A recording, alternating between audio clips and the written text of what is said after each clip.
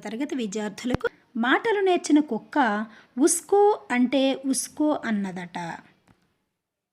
వివరణ: అల్పునికి కొంత జ్ఞానం ఉంటే చాలు, ఎవరినీ లెక్క చేయడు. 12వ సామెత: అడుతని నెత్తి బుడతడు కొడితే బుడతని నెత్తి భూదేవి కొట్టిందంట. ఒకరిని మించి మరొకరు ఉండడు.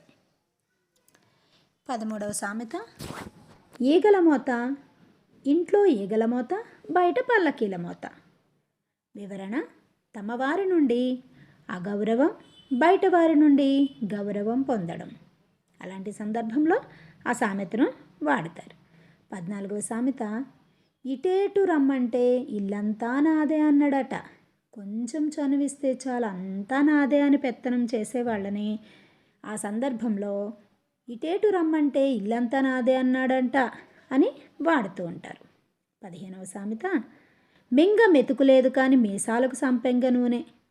వివరణ: తినడానికి తిండి లేకపోయినా గొప్పలు ప్రదర్శించడం. మన చుట్టూ ఉన్న వాళ్ళు చాలామందిని ఇలాంటి వాళ్ళని మనం చూస్తూ ఉంటాం. పేదరికాన్ని అనుభవిస్తూ ఉన్న బయట అందరి ముందు మాత్రం గొప్పలు ప్రదర్శిస్తూ ఉంటారు. 16వ సామెత: దుష్టు వాళ్లకు పోచమ్మ భయపడుతుందట. అంటే దుర్మార్గులంటే చెడును తొలగించే దేవతకు కూడా భయమే అన్న సందర్భాలలో ఇలా వాడుతూ ఉంటారు.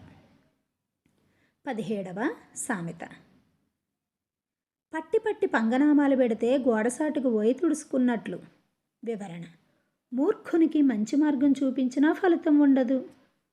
18వ సామెత: గోరు చుట్టు మీద రోకటి పోటు. వివరణ: అసలే బాధలో ఉన్నవారికి మరింత బాధ కలిగించడం, అంటే దెబ్బ మీద దెబ్బ తగలడం. 19వ సామెత: పెనం మించి పొయ్యిలో పడ్డట్లు. కష్టం మీద కష్టం రావడం. 20వ సామెత: ఊపిరి లేనోడు ఉరకబోతే పానం లేనోడు పట్టబోయిండు. వివరణ: శక్తి లేనోడు పెద్ద కార్యం చెయ్యాలని ప్రయత్నించుట. అంటే మనకి ఎంత సామర్థ్యం ఉంటే అంతే అనుకోవాలి తప్ప మనకి సామర్థ్యానికి మించి చెయ్యాలి అనుకున్నప్పుడు ఊపిరి లేనోడు ఉరకబోతే పానం లేనోడు పట్టబోయిండు అని సామెతను వాడుతూ ఉంటారు. మరి ఈ 11 నుంచి 20 సామెతలు కూడా చక్కగా నేర్చుకోండి. మరి ఈ 1 నుంచి 20 సామెతలు మనం వివరించుకోవడం జరిగింది. చక్కగా నేర్చుకోండి. పరీక్షల్లో మంచి మార్కులు సాధించుకోండి. వచ్చే వీడియోతో మళ్ళీ కలుద్దాం. అంతవరకు సెలవు. ధన్యవాదములు.